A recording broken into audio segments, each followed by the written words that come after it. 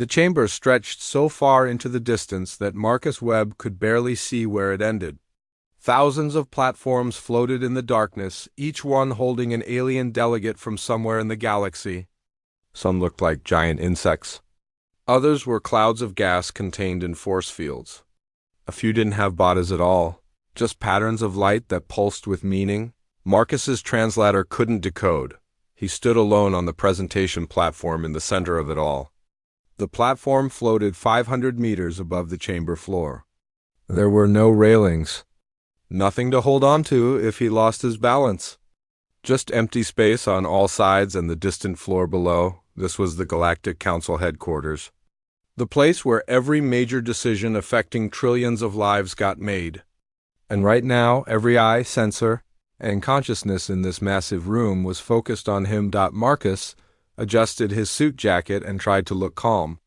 His heart hammered against his ribs.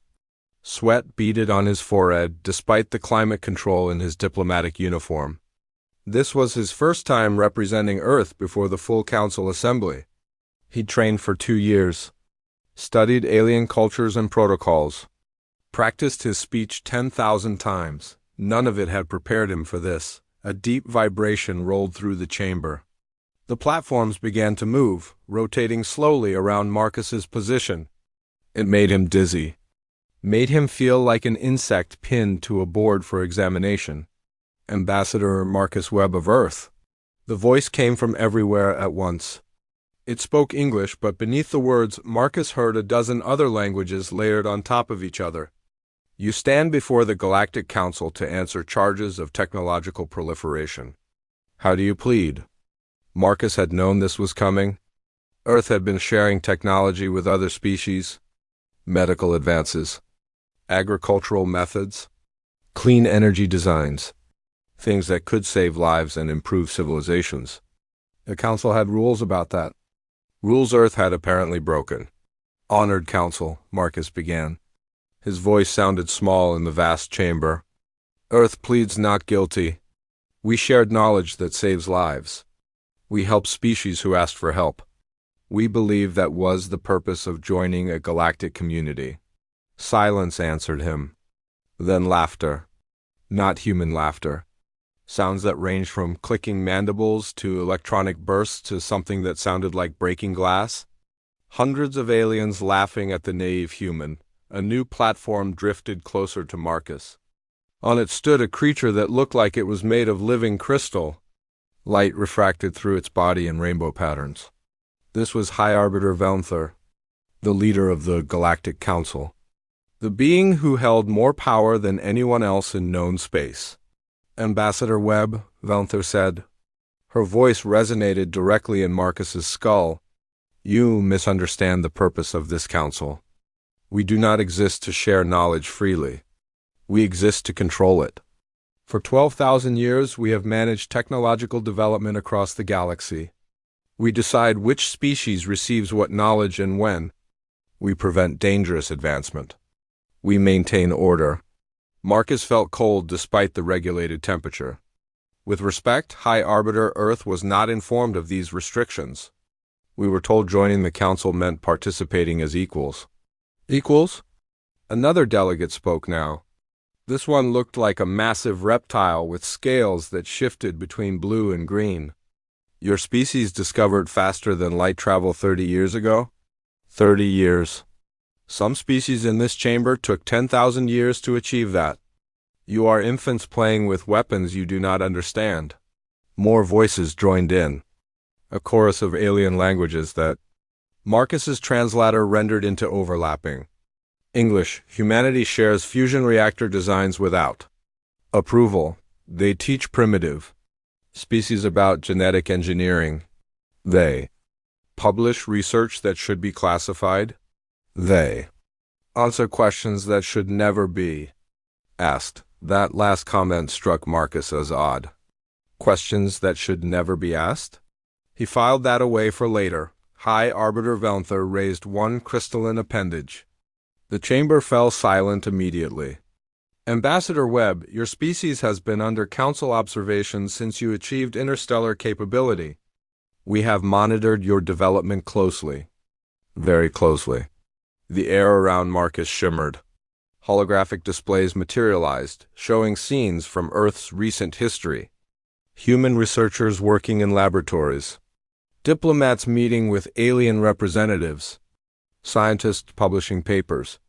Ships traveling between star systems. You are a curious species, Velther continued. Dangerously curious. You see a problem and immediately seek solutions. You encounter the unknown and rush to understand it. You find limits and push against them.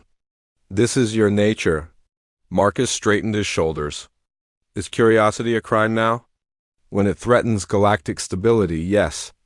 Velther's body flashed red. 3 months ago, human scientists published a breakthrough in quantum computing. That research was supposed to be restricted. It could destabilize defensive systems across 100 worlds.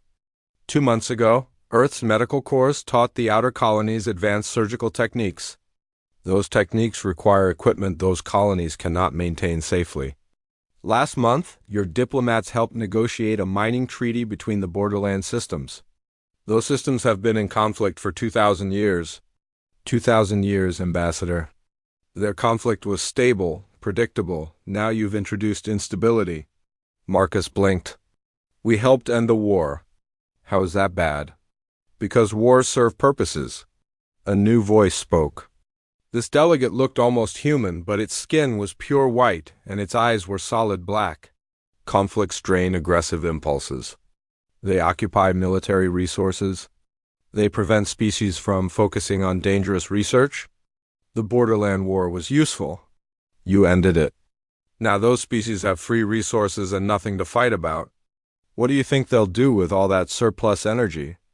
The implication hit Marcus like a physical blow. The Council didn't just control technology. They controlled conflicts. They managed the entire galaxy like a garden, pruning anything that grew too wild. You're saying the Council deliberately maintains wars? Marcus asked slowly.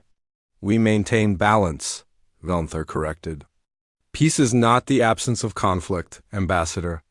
Peace is the careful management of conflict to prevent greater catastrophe. Marcus looked around the chamber. Thousands of alien faces looking back. How many of them agreed with this? How many were trapped in this system, unable to speak against it? The Council has seen this pattern before, Velther said. Species that advance too quickly, that share too freely, that question too deeply. We call them destabilizers. They threaten the order that keeps trillions of beings alive and safe. The last destabilizer species was the Architect Collective. Do you know what happened to them? Marcus shook his head. They refused to accept Council restrictions. They claimed knowledge should be free. They built alliances with other species who thought like them. For 30 years, the Council tried negotiation, sanctions, diplomatic pressure. Nothing worked. So we removed them. The holographic displays changed. Marcus saw burning cities, exploding spaceships, planets bombarded from orbit. Destruction on a scale his mind could barely process. 7 worlds, Velther said quietly. 3 billion sentient beings. All erased because they would not accept that some knowledge is too dangerous to share. We broadcast every moment of their destruction across the entire Council network. Every species watched. Every species learned what happens to destabilizers. Marcus felt sick. You're threatening Earth. We are warning Earth. Your species has 14 days to accept Council restrictions. You will submit all research for approval. You will cease independent diplomatic initiatives. You will stop asking questions about Council operations. You will become compliant members of galactic civilization, or you will learn why the architects are now just history lessons. The platform beneath Marcus's feet began to glow. Transportation field activating. They were sending him away. The hearing was over. Earth had 14 days to surrender its freedom or face extinction. Wait, Marcus called out. The Council exists to maintain order. But what if there's a better way? What if humanity can prove that free exchange of knowledge leads to progress, not catastrophe? Give us a chance to show you're wrong. Velnthor's body shifted through colors Marcus couldn't interpret. Ambassador Webb, the Council is never wrong. That is the foundation of galactic peace.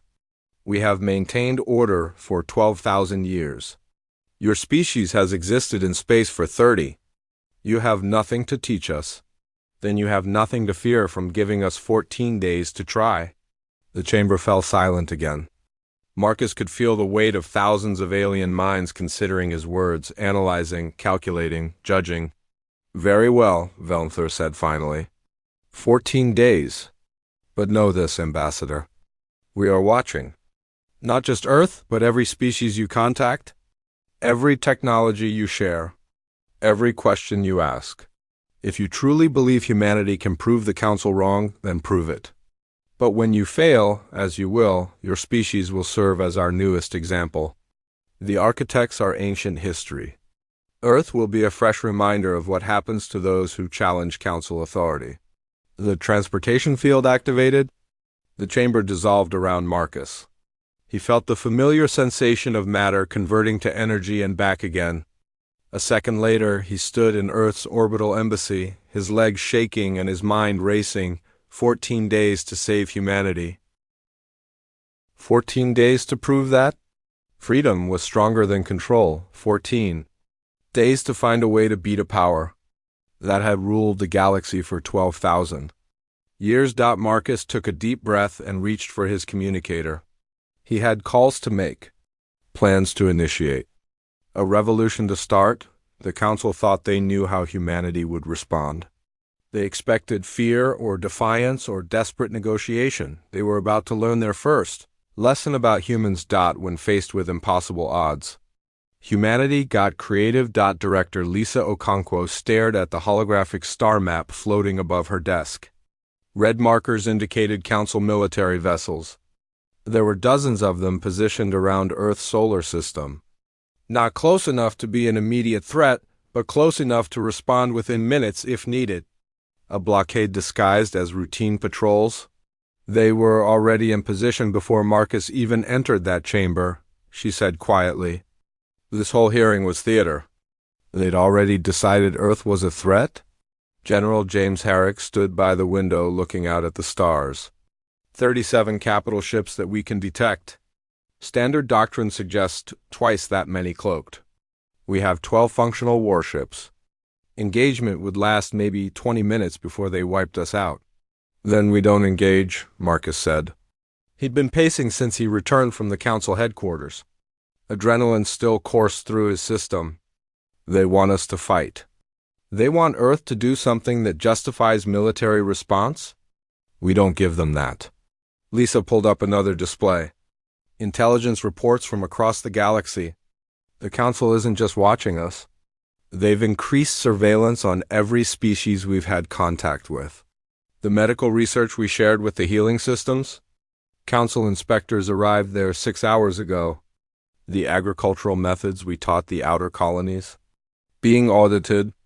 Every single thing we've done is being examined for violations. They're building a case, Herrick said. Even if we do nothing for 14 days, they'll manufacture violations. This isn't a fair trial. It's a predetermined execution. Marcus stopped pacing. Then we change the game. The Council expects us to defend ourselves within their system. We prove we're a threat to their authority. We do neither. Explain, Lisa demanded. The Council maintains power through information control. They decide who knows what and when. But that only works if they're the only source of advanced knowledge. What if they aren't? Lisa's eyes narrowed. You want to create an alternative information network. Already did, Marcus said. That's what our research publications were. That's what our diplomatic missions accomplished. We've been building connections across the galaxy. Species who want knowledge the Council restricts.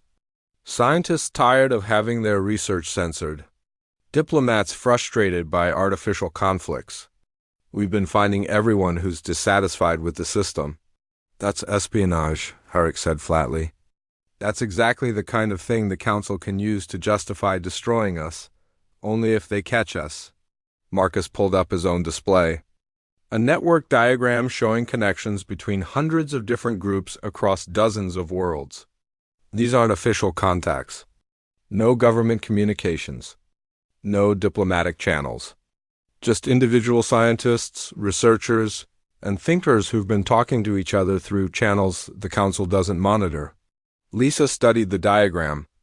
This is bigger than I thought. How long have you been building this? Since first contact, Marcus admitted. I suspected from the beginning that the Council wasn't what they claimed to be. Too many restrictions that didn't make sense. Too much control over basic knowledge. So I started asking questions. Found others who'd been asking the same questions. We've been sharing information quietly for 3 years. And the Council never noticed? Herrick sounded skeptical. They noticed people talking to each other. They just assumed it was harmless. Social connections between species. Scientific collaboration on approved projects. The Council is so confident in their control that they can't imagine anyone working around it. Lisa zoomed in on one cluster of connections. What's this group? The notation says they're in the borderland systems. Engineers and architects. They've been studying Council infrastructure. Transportation hubs? Communication relays. Defense platforms. Places where the Council's power physically manifests. They've found weaknesses. You're talking about sabotage, Herrick said. About attacking Council assets. That's war, Marcus. No, it's leverage. The Council threatened us because they think we can't threaten them back. What if we can? Not through military force, but through making their control structure vulnerable. Making them realize that destroying Earth means losing their ability to control everyone else. Lisa closed the displays and looked at Marcus directly. You're proposing we threaten the entire galactic order to save Earth. That's insane. That's exactly what they're accusing us of being. Dangerous, destabilizing, a threat to peace. Maybe we are, Marcus said quietly. Maybe the Council is right to be afraid of us. But not for the reasons they think. They're afraid we'll develop weapons or cause wars or create chaos. But the real threat is that we'll show everyone else in the galaxy that they don't need the Council. That civilization can exist without authoritarian control. That knowledge shared freely makes everyone stronger, not weaker. He'd pulled up the images Valnther had shown him. The destruction of the Architect Collective. Burning worlds. Dead billions. This is what the Council does to maintain their version of peace. They call it stability. They call it necessary. But it's just another form of tyranny. And tyrannies only survive when people believe there's no alternative. So we become the alternative, Lisa said slowly. We prove that another way is possible. Before they kill us for trying, Herrick added. You're asking us to race against our own extinction. To build something that's never existed while the Council prepares to wipe us out. Yes, Marcus said simply. I know it's impossible. But that's what humans do best. We attempt the impossible and sometimes we succeed. Lisa stood and walked to the window beside Herrick. Together they looked out at the stars. Somewhere out there, Council ships waited. Weapons capable of burning Earth to ash. Minds calculating the most efficient way to make an example of humanity. All right, Lisa said. Tell us what you need. First, we need to accelerate the quantum communication project. Dr. Torres has been developing a prototype that supposedly allows instantaneous communication across any distance. The Council thinks it's theoretically impossible, so they're not looking for it. It is theoretically impossible, Herrick objected. According to Council physics. According to Council physics, Marcus agreed. But Rachel's team used different mathematical frameworks. Asked different questions. Got different answers. If it works, we can coordinate across the galaxy without using any channels the Council monitors. Lisa nodded slowly. A communication network they can't detect. That's step 1. What's step 2? We reach out to every group in this network simultaneously. We offer them something the Council never has. Complete access to human knowledge. Every research paper. Every technological breakthrough.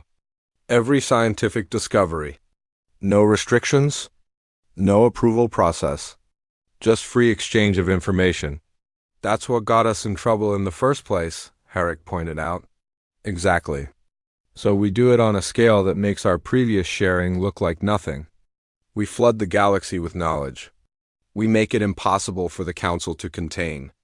By the time they realize what's happening, it'll be too late to stop the spread.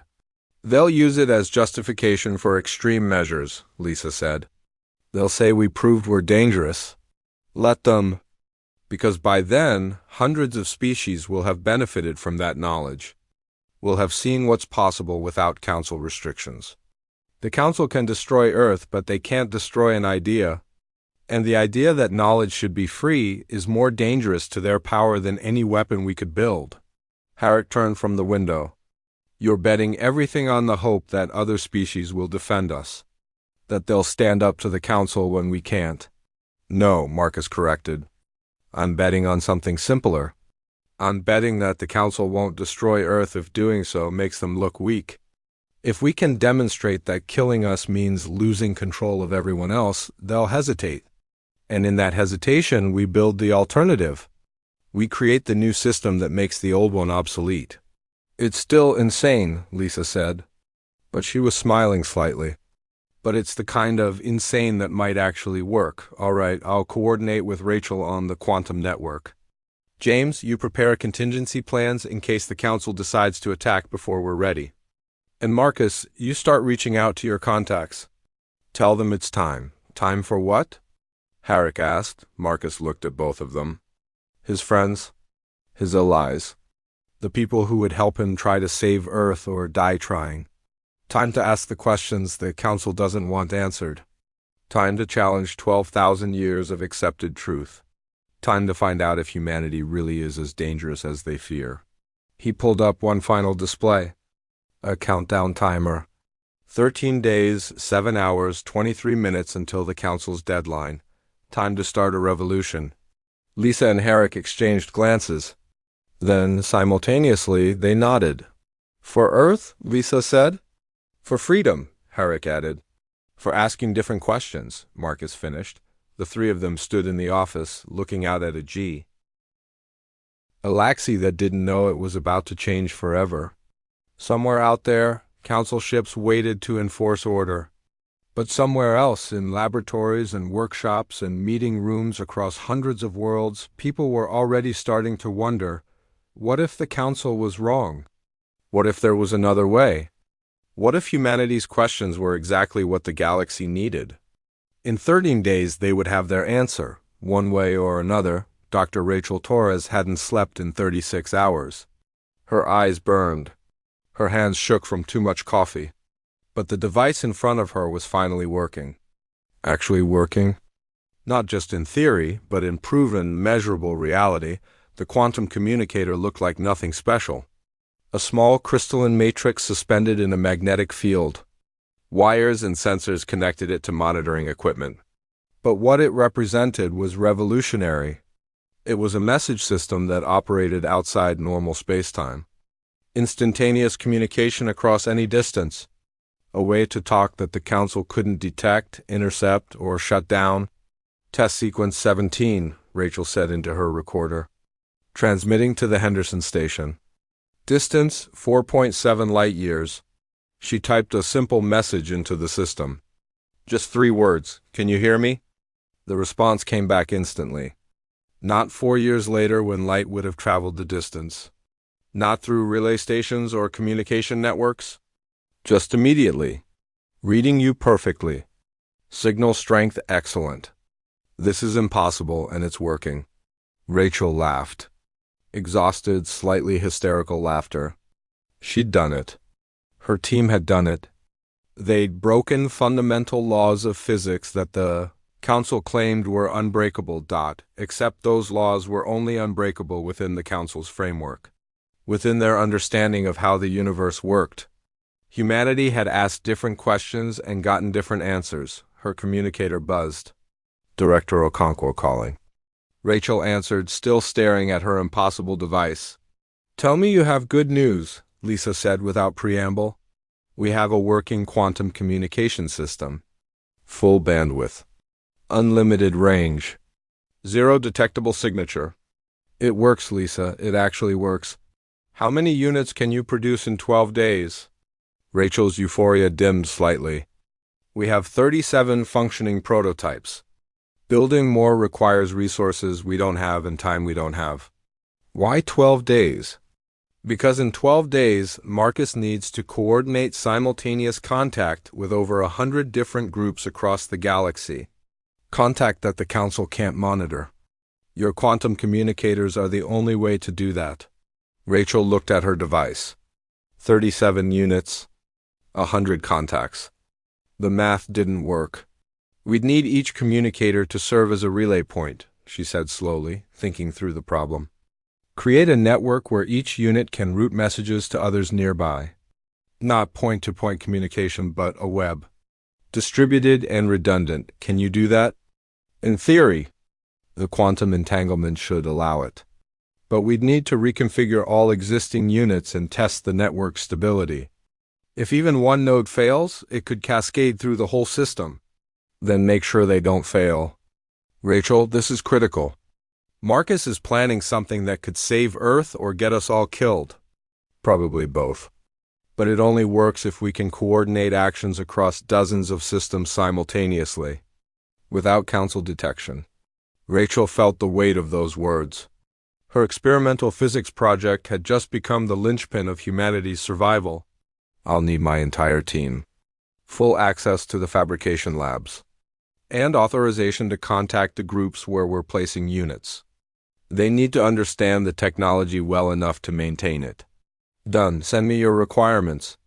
You'll have everything you need within the hour. The call ended. Rachel looked around her laboratory. Suddenly it felt too small, too quiet. She was about to turn this space into the command center for a galactic communication network that shouldn't exist. She opened a channel to her research team. 8 brilliant minds who'd been working on this project for 2 years. People who believed in asking questions even when the answers seemed impossible. Everyone, emergency meeting in 5 minutes. Bring every note, every prototype, every crazy idea you've had about quantum networks. We're about to test them all at once. 4 minutes later, her team assembled. They looked as exhausted as she felt. Dr. Yates, her second in command. Lieutenant Park, their military liaison. Engineer Davis, who built the actual devices. Physicist Chun, who worked out the mathematics. 4 others whose expertise ranged from crystalline matrices to quantum field theory. Rachel pulled up a star map showing human space and beyond.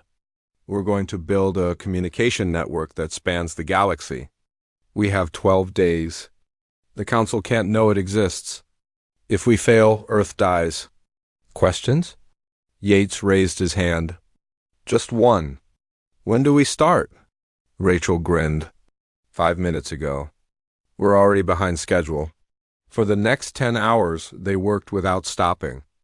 Reconfiguring existing communicators, testing relay protocols, writing software that could route messages through quantum entanglement. Building something that shouldn't be possible according to Council science. But Council science was limited, constrained by assumptions built over 12,000 years. Humanity had been in space for 30 years. They had no legacy assumptions. No established frameworks that said certain things couldn't be done. They had curiosity and desperation. Apparently that was enough. First network test, Yates announced. 5 units in close proximity. Establishing quantum links. On the monitors, 5 communicators activated. Their crystalline matrices glowed softly. Energy readings spiked as quantum entanglement locked into place. All 5 units connected, Park reported. 0 detectable emissions. Network is stable. Rachel typed a message into Unit 1. It appeared simultaneously on all 5 displays. Then she sent a message from Unit 3. Again, instant propagation across the network. It works, Chung breathed. Real-time quantum network communication. We're actually doing this. Now test at distance, Rachel ordered. Unit 6 is at the lunar station. Unit 7 is on the Henderson station. Add them to the network. More configurations. More tests. The network expanded. 7 units. Then 12. Then 20. Each one connected to the others through quantum entanglement that operated outside normal space. Network holding stable, Davis confirmed. Signal quality excellent across all nodes. This is remarkable. Rachel allowed herself a moment of pride. Then she pulled up the real challenge. The complete deployment map that Marcus had provided. 43 locations across 24 star systems, some in human territory, most in neutral or even council-controlled space. This is where we need nodes, she said. 43 locations. 12 days. Some of these places are weeks away at normal travel speeds. We'd need military vessels, Park said immediately. Fast ships that can get to distant systems quickly. And we'd need cooperation from local contacts to install and maintain the devices. Marcus is handling the local contacts, Rachel said. Director Okonkwo is arranging transportation. Our job is to prepare 43 fully functional quantum communicators that can survive installation by non-experts in potentially hostile environments. Yates looked at the list. That's impossible. We have 37 units total. Building 6 more in 12 days would normally take months. Then we get creative. Can we repurpose any of our test equipment? Cannibalize parts from other projects? Maybe. Yates started making notes. We'd need to strip down the electron microscope. Raid the quantum computing lab for crystalline matrices. Probably dismantle half the equipment in this facility. Do it. Whatever we need. This is priority 1 above everything else. The team scattered. Within an hour, other laboratories in the facility were being systematically stripped. Equipment that cost millions was being taken apart for components. Projects that had run for years were being CANN, IBAL, IZD. If Earth survived, they could rebuild. If Earth didn't survive, none of it mattered anyway. Rachel worked through the night. She wasn't alone. Her entire team was there. People pulling double shifts, triple shifts, running on coffee and determination. By dawn, they had 41 functional units. 2 more being assembled from scavenged parts. The network protocols were written and tested. Installation instructions were recorded in a dozen different languages for the alien contacts who'd be maintaining the devices. Rachel was reviewing the final deployment schedule when her communicator buzzed again. Marcus this time. Rachel, status update. 43 units will be ready in 18 hours. Installation teams are already en route to the first locations. Network protocols are solid. We're on schedule. Good, because we're moving up the timeline. The Council just increased military presence around 3 of our target systems. They're suspicious even if they don't know what they're suspicious about. We need the network operational in 8 days, not 12.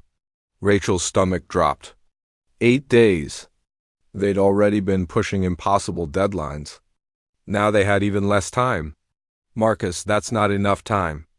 We need to test the network under load. Verify stability across the full deployment. Train the local contacts on maintenance procedures. Then we do it all simultaneously. Deploy, test, and train on the live network. It's risky, but waiting is riskier. The Council is closing in. Rachel looked at her team. Exhausted people who'd already given everything they had. Now being asked to give more. All right. 8 days. But Marcus, you need to understand something. This technology is experimental, untested at this scale. There's a real chance the entire network could fail at the worst possible moment. I know, but there's a certain chance Earth gets destroyed if we do nothing. I'll take uncertain risk over certain death. When you put it that way, Rachel, what you're building is more than a communication system. It's proof that the Council's control isn't absolute. That humanity can create things they can't detect or stop. When this network goes live, when we coordinate actions across the galaxy instantaneously, we demonstrate that their monopoly on power is over. Even if they destroy Earth afterward, that knowledge will survive. That's what we're really building, hope. Rachel felt tears prick her eyes. Exhaustion and stress and the sheer weight of responsibility. No pressure, though, she managed to joke. None at all. Just the future of human civilization. I'll have the network ready. You just make sure there's a civilization left to use it. The call ended. Rachel turned back to her team. They'd heard the conversation, knew the timeline had compressed even further. Nobody complained. Nobody quit. They just got back to work, because that's what humans did. When faced with impossible deadlines and insufficient resources and odds that no rational person would accept, they found a way. They asked different questions. They broke rules that others thought were unbreakable. They built impossible things and made them work. Through sheer determination, the Council had 12,000 years of experience maintaining order. Humanity had 30 years of experience breaking it in 8 days. The galaxy would discover which approach was stronger. Ambassador Kree stood in the cargo bay of his small transport ship, looking at the crystalline device the humans had given him. It was smaller than he'd expected. More delicate. Strange that something so fragile could be so dangerous. You understand the risks? The human technician had said during the installation briefing. Her name was Lieutenant Park. She spoke Kree's language perfectly, though her mandibles couldn't quite form the proper clicks. If the Council discovers you have this technology, they'll view it as treason. They might destroy your entire system. Kree's compound eyes had reflected the laboratory lights. The Council already views the borderland systems as problematic. We've been fighting their approved war for 2,000 years. Perhaps it's time we stopped doing what we're supposed to do and started doing what we want to do. Now, 3 days later, Kree activated the quantum communicator according to the instructions. The crystal glowed softly. Energy readings were completely flat. No emissions. No signals. Nothing for Council sensors to detect, yet the device was working. He could feel it somehow. A presence in the quantum foam that surrounded reality. His communication panel chimed. Not through normal channels? Through the quantum device? A message appearing as if by magic, transmitted across 4 light years in 0 time. Borderland node active. Welcome to the network. Kree clicked his mandibles in satisfaction. Then he opened a channel to his political contacts across the 3 systems that made up the Borderland Coalition. Leaders who were tired of fighting the war the Council wanted. Ready to try something different. This is Ambassador Kree. I'm transmitting coordinates for a meeting. We need to discuss humanity's proposal. For the next 6 days, similar scenes played out across 43 systems. Human ships arrived carrying mysterious devices. Local contacts installed them in secret. The quantum network expanded node by node, system by system. An invisible web spreading through the galaxy. The Council noticed something was happening. They always noticed, but they couldn't identify what. Ships moving on approved routes. Communications through normal channels. Nothing that violated any specific rule or restriction. Just a vague sense that something had changed. That humanity was too quiet, too compliant, too accepting of their upcoming judgment. High Arbiter Velnther studied reports in her crystalline chamber. Intelligence from across the galaxy. Surveillance data. Intercepted communications. Nothing concrete. Just unease. The humans are planning something, she told her advisory council. 20 senior delegates representing the most powerful species. They accepted our ultimatum too easily. Ambassador Webb is too calm. Earth's military hasn't mobilized. Their government hasn't even issued public statements. Perhaps they've accepted their fate, suggested Drex, the Saurian commander. Humans are emotional, prone to drama. Maybe they simply recognize they cannot win. Or maybe they've already won and we don't know it yet, Velnther countered. Increase surveillance? I want monitors on every human vessel. Every human diplomat. Every research station that's had contact with Earth. Something is happening. Find it? But the quantum network was invisible. Built on physics the Council didn't believe existed. Operating in spaces their sensors couldn't detect. By the time Velnther's order went out, 41 nodes were already active. The network was operational. Rachel Torres watched her displays with exhausted satisfaction. Network status showed green across every node. Signal quality was excellent. Bandwidth exceeded projections. The quantum communication system worked. All stations, this is control, she broadcast across the network. Network check. Report status. 41 voices responded. Different species. Different languages. All translated through the quantum protocols her team had developed. Responses came back instantly from across the galaxy. Borderland systems operational, Colonial Assembly online. Henderson Station ready, research outpost functioning. One by one, every node confirmed. The network was complete.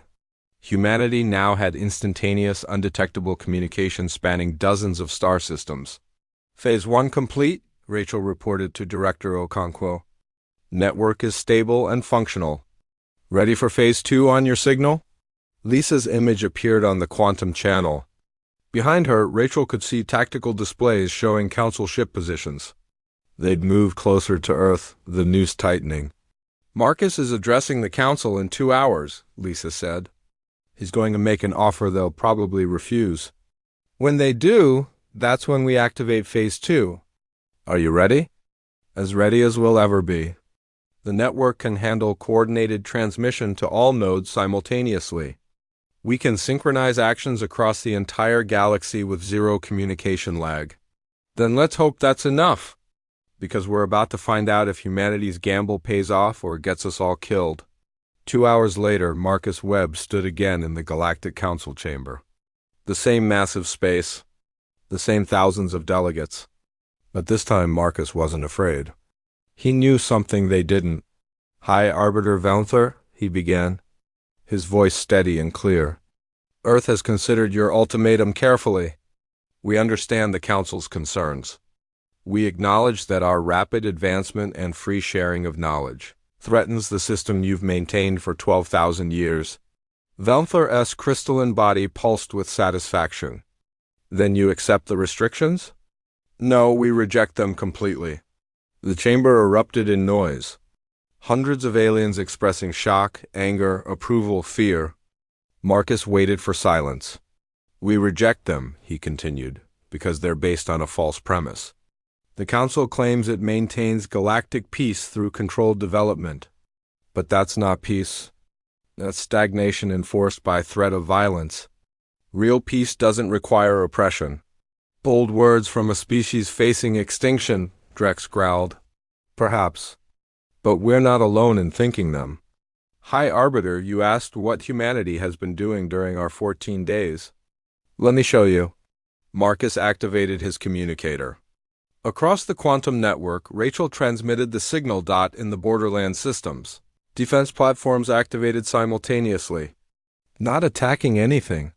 Just broadcasting a message. The same message in hundreds of languages. The Borderland Treaty offers an alternative to Council-managed conflict. Real peace through cooperation, not controlled warfare. Contact the human network for information. In the Colonial Assembly territories, research stations published breakthrough data, advanced physics, medical discoveries, engineering innovations, all things the Council had classified as restricted knowledge. All now freely available across a dozen independent systems, new trade agreements activated, commerce routes that bypassed Council tariffs, economic cooperation without Council oversight. And every action happened at exactly the same moment. Perfect coordination across light years of space. Something that should have been impossible, the Council chamber exploded into chaos. Delegates shouted accusations, demanded explanations. Velnther's colors cycled through patterns that Marcus's translator couldn't interpret. You dare, she finally said. Her voice resonated with barely controlled fury. You coordinate operations across the galaxy. You demonstrate capabilities we deemed impossible. You undermine Council authority in dozens of systems simultaneously? This is an act of war. No, Marcus corrected. This is an act of cooperation. Every action you just witnessed was voluntary. Every system chose to participate. Every species involved did so because they wanted an alternative to council control. We didn't force anyone. We just offered a choice. The choice to commit treason. The choice to be free. High Arbiter, you claim the council maintains peace. But peace built on oppression isn't peace. It's just delayed violence. Real peace comes from cooperation. From shared prosperity. ROM species working together because they want to, not because they're forced to. And you think your network can provide that? Velnther moved closer. You think 43 systems can stand against the full might of the Galactic Council? I think, Marcus said carefully, that the Council's might is less absolute than you believe. You've maintained power through monopoly. Control of technology, control of communication, control of knowledge. But monopolies are fragile. They only work when there's no alternative. He gestured at the displays still showing coordinated actions across the galaxy. We've provided an alternative. A network you can't monitor? Technology you didn't think existed. Knowledge shared freely instead of controlled absolutely. And most important, proof that species can cooperate without council oversight. You've signed your death warrant. And the death warrant of every species that joined you. Maybe, Marcus agreed. But you know what's interesting? You haven't destroyed us yet. You've had weapons aimed at Earth for days. You could have fired the moment we demonstrated the network. But you didn't. Why? Silence fell across the chamber. Velnther's colors went perfectly still. Because you're uncertain, Marcus continued. Destroying Earth was easy when we were isolated. But now we're connected. Destroying us means starting a war with 43 systems. Maybe more.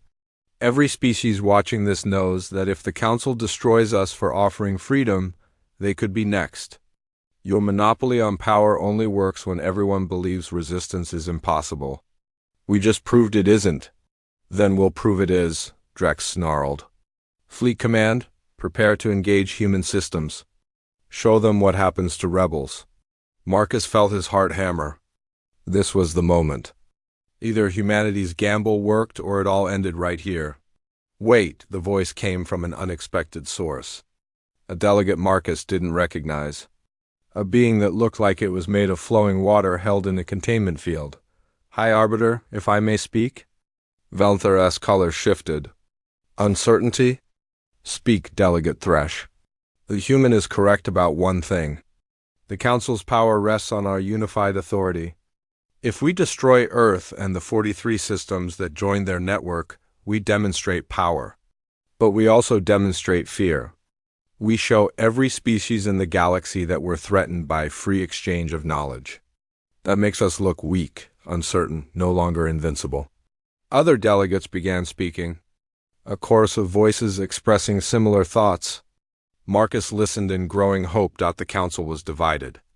And in that division, humanity had found its opening. The Galactic Council chamber remained in chaos for 6 hours. Delegates argued. Factions formed. Some demanded immediate military action against Earth and its allies. Others counseled restraint. A few even suggested negotiation. High Arbiter Velnther watched it all with crystalline stillness. Her colors had gone neutral. Impossible to read. For 12,000 years, council votes had been formalities. The outcome predetermined.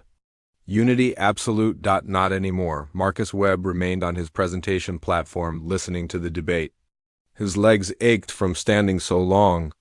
His throat was dry. But he didn't dare show weakness now. Everything depended on the next few hours. Finally, Velnther raised one appendage. Silence fell gradually. This council faces an unprecedented situation, she said. For the first time in our history, our authority is openly challenged. Not through military force, but through an alternative system that operates outside our control. We must decide how to respond. The response is obvious, Drex insisted. Destroy the rebels. Demonstrate the cost of defiance. Restore order through superior force. It's what we've always done. And it's always worked because we faced isolated opponents, Delegate Thresh countered. The architects fought alone. We could concentrate our full power against them. But humanity has built alliances. 43 systems. More joining every hour according to our intelligence. If we attack all of them, we risk fragmenting the Council itself. Some species will refuse to participate in such widespread destruction. Then they're traitors too, Drex growled. Or they're pragmatists, another delegate interjected. One represent the scientific assembly. Many of our researchers have been frustrated by Council restrictions for generations. If humanity is offering unrestricted knowledge exchange, I suspect many of my colleagues will join their network regardless of military threats. Same with the merchant guilds, added a delegate that looked like a cloud of glowing particles. Council tariffs and trade restrictions have limited commerce for millennia. If humanity offers better terms, our merchants will take them. You can't threaten everyone in the galaxy. Velnthar's colors shifted through patterns Marcus had never seen. Ambassador Webb, you've listened to our debate. What is your proposal? You've demonstrated that you can undermine our authority. What do you want? Marcus took a deep breath. This was it. The moment where humanity either secured its future or confirmed its destruction. I want the Council to transform, he said simply. Not disappear. Not surrender. Transform. Keep your experience. Your knowledge of what doesn't work. Your peacekeeping forces. But change how you use them. Instead of controlling development, guide it. Instead of restricting knowledge, help share it safely. Instead of managing conflicts, help resolve them. You want the Council to become advisors instead of authorities, Velnthar said. To give up power. To redirect power toward cooperation instead of control. High Arbiter, you said the Council was formed after the Great Extinction, when species destroyed themselves through unchecked warfare and dangerous technology. Your founders created a system to prevent that from happening again. That was necessary 12,000 years ago. Marcus gestured at the assembled delegates. But look at this chamber. Hundreds of species all coexisting, all capable of destroying each other but choosing not to. The Council succeeded. You created a galaxy where species can live without constant warfare. But that same success makes your original system obsolete. You're still treating everyone like children who need protection. Maybe it's time to recognize we've grown up. Idealistic nonsense, Drex spat. Remove restrictions and species will immediately return to warfare. It's their nature, is it? Marcus pulled up data on his display. According to Council records, there have been exactly 7 major conflicts in the past 1,000 years. All of them in regions where the Council deliberately maintained tensions for strategic reasons. The rest of the galaxy has been peaceful not because of Council restrictions, but in spite of them. Species cooperate because cooperation benefits everyone. That's the real foundation of galactic peace. Several delegates shifted. Marcus could see he'd struck a chord. The Council maintained conflicts, managed them, used them as pressure releases and control mechanisms. Everyone knew it, but nobody had ever stated it so directly. What you're describing is anarchy, Velnthar said. Systems cooperating voluntarily without central authority. It sounds pleasant in theory, but theory and reality are different things. Then let's test it, Marcus proposed. Give us 5 years. The 43 systems in our network become an experiment. We demonstrate that free cooperation works better than controlled stagnation. If we succeed, the Council can voluntarily transform itself into an advisory body. If we fail, if our network collapses into conflict and chaos, then you can implement whatever restrictions you want. The galaxy will have proof you were right. And if you use those 5 years to build military power, to prepare for war against us, then you destroy us. Keep your military forces positioned. Monitor our activities. At the first sign we're building weapons or planning aggression, you respond with overwhelming force. We're not asking for unguarded trust. We're asking for a supervised trial period. The chamber fell silent. Delegates looked at each other, consulted in hushed voices with their advisory staffs. Ran calculations. Assessed risks. Marcus watched Velnthar carefully. The High Arbiter's colors had stabilized into a pattern his Translator finally decoded contemplation. She was actually considering it. This is madness, Drex said. We're discussing compromise with rebels. Negotiating with species that should be destroyed as examples. We're discussing adaptation, Thresh corrected. The galaxy is changing whether we acknowledge it or not. Humanity has demonstrated technology we thought impossible, built alliances we deemed unlikely, challenged assumptions we've held for millennia. We can destroy them, yes, but we can't destroy the questions they've raised. Better to address those questions openly than pretend they don't exist.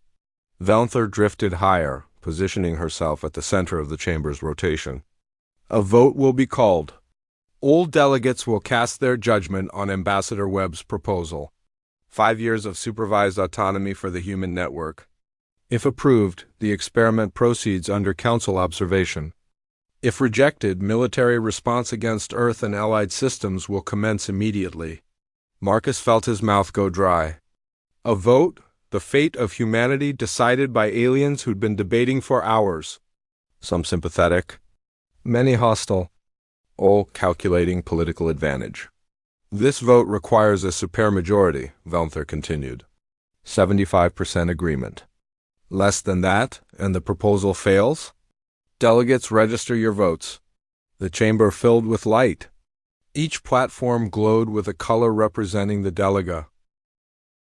Tay's vote. Blue for approval. Red for rejection. Yellow for abstention. Marcus watched the lights appear. Blue, red, blue, yellow. The colors spread through the chamber like stars igniting.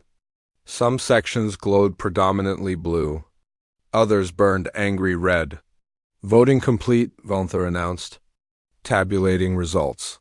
The longest minute of Marcus's life stretched out. He couldn't tell from the distribution of colors which way the vote had gone. Too close to call visually. Results: approval, 77%. Rejection, 21%. Abstention, 2%. The proposal passes. Marcus's knees nearly buckled. 77%. They'd done it. Humanity had just won 5 years of freedom. 5 years to prove their system worked, but Velnther wasn't finished. Ambassador Webb, understand what this vote means. The Council has agreed to your experiment, but we've also agreed on consequences for failure. If your network collapses into conflict, if your unrestricted knowledge sharing leads to dangerous weapons proliferation, if your voluntary cooperation proves unsustainable, the Council will respond with extreme measures, not just against Earth, but against every system that participated. This is your opportunity. Don't waste it. We won't, High Arbiter. Thank you. Don't thank me. I voted for rejection, but I'm bound by a Council decision. You have 5 years. I suggest you use them wisely. The transportation field activated. Marcus dissolved and reformed in Earth's embassy. Director Okonkwo and General Herrick were already there, having watched the proceedings remotely. 5 years, Lisa said. That's more than I expected. It's a start, Herrick agreed. But Velnther's right. If we fail, the response will be severe. We've bought time, not safety. Marcus nodded, exhaustion finally crashing over him. Then we use the time. We build the network into something sustainable. We prove that free cooperation works. And we hope that in 5 years the Council sees transformation as better than destruction. His communicator buzzed. Rachel Torres on the quantum network. Marcus, you're getting messages from across the galaxy. Systems requesting to join the network. Researchers wanting access to shared knowledge. Trade groups seeking economic partnerships. This vote didn't just save Earth, it legitimized the entire alternative system. We're going to grow faster than we ever planned. Then we better figure out how to manage that growth. Can the network handle expansion? Technically, yes. Quantum entanglement is scalable. But Marcus, we're talking about replacing 12,000 years of Council structure in 5 years. That's not a technical challenge. That's a social revolution. I know. But we've got something the Council never had. We've got hope. Species joining voluntarily because they want better, not because they're forced to comply. That's powerful. Marcus looked out at the stars. Somewhere out there, 43 systems were celebrating. Researchers were sharing forbidden knowledge. Merchants were negotiating new trade routes. Species were cooperating because they chose to, not because they were controlled. It was chaotic. It was messy. It was uncertain. It was freedom. 5 years, he said quietly. 5 years to build something better than what came before. 5 years to prove that humanity's questions weren't just disruptive. They were necessary. Lisa joined him at the window. What if we fail? Then at least we tried. The Council maintained stability through fear and control for 12,000 years. We're offering an alternative. Even if it doesn't work perfectly, even if we make mistakes, at least we're asking different questions. Getting different answers. That's what humanity does best. Asking questions the Council doesn't want answered. Exactly. And now we've got 5 years to answer them properly. Across the galaxy, the quantum network pulsed with activity. Messages flowing between systems. Knowledge being shared. Alliances forming. A new structure emerging from the spaces between Council control. It wasn't perfect. It wasn't guaranteed to work. But it was genuinely new. Genuinely different. A chance to build something better. High Arbiter Velnther watched from her crystalline chamber as reports flowed in. More systems joining the human network. More species requesting access to unrestricted knowledge. The structure she'd maintained for centuries was fracturing. Not breaking, but transforming into something she didn't fully understand. They might actually succeed, Delegate Thresh observed, reviewing the same data. Perhaps, Velnther admitted. Or perhaps they'll prove that some control is necessary. That unrestricted freedom leads to chaos. Either way, we'll learn something. You're hoping they fail. I'm hoping they prove me wrong. 12,000 years of rigid control. Maybe humanity is right. Maybe it's time for something different. But I don't trust hope. I trust evidence. In 5 years, we'll have our answer. On Earth, Rachel Torres watched her quantum network expand, node after node activating, the web growing stronger with each connection. She'd built something impossible, technology that shouldn't exist, a communication system that operated outside the boundaries of Council science, and it was working, actually working. Changing the galaxy one quantum entangled connection at a time, her team celebrated around her, exhausted but triumphant. They'd built the impossible in less than 2 weeks, given humanity the tools it needed to survive. 5 years, Dr. Yates said, raising a coffee cup and toast. 5 years to prove free exchange of knowledge beats controlled stagnation. To asking different questions, Rachel added. To getting different answers. Chun finished. They drank terrible laboratory coffee and watched the network grow. Each new connection was a small act of rebellion. A species choosing cooperation over control. Freedom over fear. It was the beginning of something unprecedented. A galactic civilization built on voluntary association instead of enforced hierarchy. On shared knowledge instead of restricted information. On cooperation instead of control. Would it work? Maybe, maybe not. But for the first time in 12,000 years, the galaxy had a choice, and that choice was worth fighting for. Worth risking everything. Worth asking the questions that everyone else was too afraid to ask. Humanity had spent 30 years in space. In that time, they'd questioned more assumptions than the Council had in 12 millennia. Now, they had 5 years to prove those questions weren't just dangerous. They were necessary. The galaxy needed to evolve, needed to transform, needed to ask different questions and accept different answers. The Council had maintained peace through control. Humanity offered peace through freedom. In 5 years. The galaxy would discover which approach was stronger, but for today, for this moment, Earth had survived. Humanity had won the right to try. The quantum network hummed with possibility. And across hundreds of worlds, billions of beings looked up at the stars and wondered, what if there was another way? What if freedom was possible? What if 12,000 years of control had been holding them back? What if humanity was right? Those questions would reshape the galaxy, would transform civilizations, would prove that sometimes the most dangerous thing you could do was ask why things had to stay the same. Earth had asked that question and survived long enough to hear the answer. Now they just had to make sure the answer was worth the asking. Retriclod can make mistakes. Please double-check responses.